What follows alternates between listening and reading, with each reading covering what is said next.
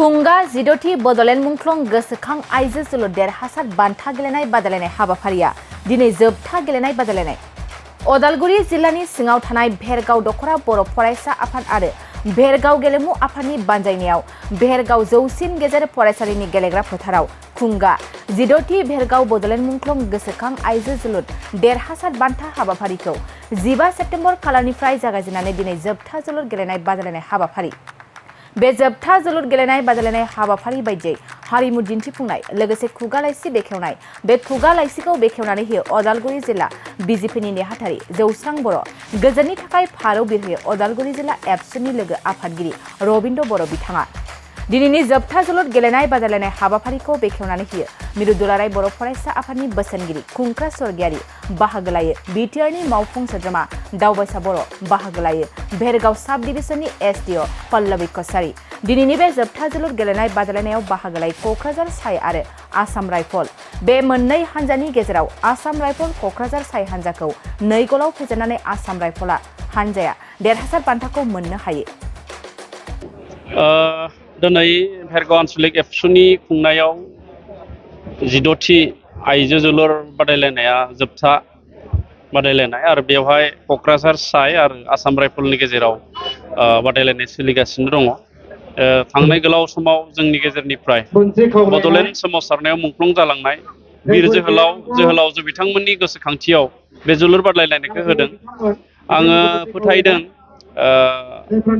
बे जोलुर बादायलायनाय खुंनायनि गेजेरजों मुंख्लंफोरखौ गोसोखांनायनि जि मोनसे हाबाफारि लादों बियो जोबोद मोनसे ओंथि गोनां जादों आरो बेखौ जोङो अरायसम लांबाय थानांगोन। दा जोंनि बड'लेण्ड ओनसोलाव जों गेलेमुनि बिथिंखौ जोङो जौगाहोनो थाखाय माखासे हाबाफारि लादों जोंहा स्पर्ट्स डेभेलपमेन्ट बर्ड एबा बड'लेण्ड स्पर्ट्स डेभेलपमेन्ट मुङै जोङो मोनसे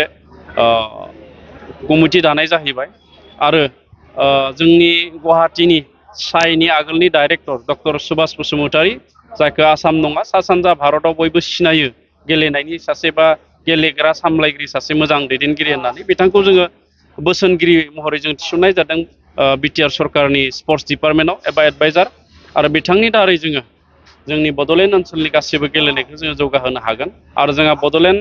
स्पर्ट्स डेभेलपमेन्ट बर्डआ माखासे पलिसि रनसायबाय थादों माखासे जोंनि गेलेनायखौ जौगाहोनो थाखाय बिसेसकय जों अलिम्पिक एस'सिएसन दं जायफोर गेमा रेकगनाइज बे रेकगनाइज गेमफोरखौ जों जौगाहोनो थाखाय जों पलिसि दानानै जों खामानि मावनो नागिरदों आरो जोङो खम समनि गेजेरावनो बिटिआरनि 40 समस्ति बर्तमाननि मोनसे जोङो बिर सिलागांनि मुङै जोंहा मोनसे स्टेडियाम रुरेल स्टेडियाम बानायनायनि प्रजेक्ट दङ 5 कौटिनि बेखौबो जोङो थाबैनो मावफुंगोन आरो जोंहा साब डिभिजन लेभेलाव डिस्ट्रिक्ट बडि थायो स्पर्ट्सनि बे साब डिभिजन लेभेलाव सुपार डिभिजन कम्पिटिशन जायो फुटबलनि बे सुपार डिभिजनाव जायफ्रा चेम्पियन जायो बिथांमोननो 5 लाख जों रां होनाय जागोन बेखौबो जोङो मावफुंनो थांगासिनो दङ आरो डिस्ट्रिक्ट स्पर्ट्स एस'सिएसनफ्रा जाहाथे माखासे खामानि मावनो हायो बिनि थाखायबो बिथांमोननो जोङो 5 लाख रां होनाय जागोन बेखौ प्रप'जेल जोङो बानायबाय। दा बेबायदिनो जोङो जोंनि बड'लेण्ड ओनसोलनि गेलेनायखौ जोङो जौगाहोनो थाखाय माखासे हाबाफारि रनसायनाय जादों।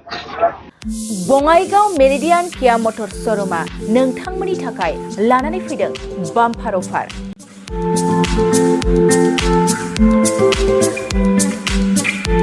नोंथांमोना सोरबाफोर मेरिडियान किया मटर श'रुमनिफ्राय गारि बायनो गोसो दं अब्ला बङाइगावआव थांनानै बायहैनो हागोन।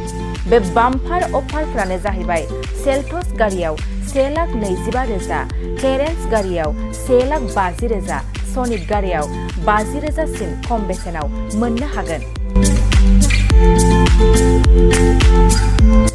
नोंथांमोना गोसो गुदुं अब्ला थाबैनो नैबे जानबुं नङाव सुलाद लाहरनो हागोन। जानबुं अनजिमायानो जाबाय 0629 213 4455।